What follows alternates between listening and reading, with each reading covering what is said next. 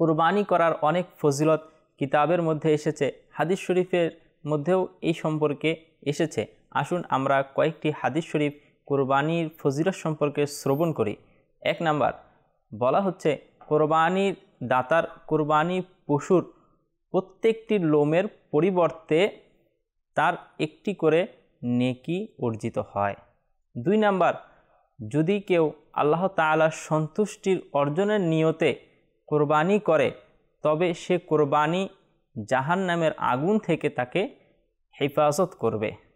3 number, Nabi Karim রউফুর রহিম সাল্লাল্লাহু তাআলা আলাইহি ওয়ালিহি ওয়াসাল্লাম ফাতেমা রাদিয়াল্লাহু তাআলা আনহাকে বলেন, হে ফাতেমা, যখন কুরবানি করবা তখন তুমি সেখানে উপস্থিত থাকো, কেননা যখন কুরবানির পশুর প্রথম রক্তের ফোঁটা জমিনে পতিত হয় তখন তোমার গুনাহকে ক্ষমা করে দেয়া হবে।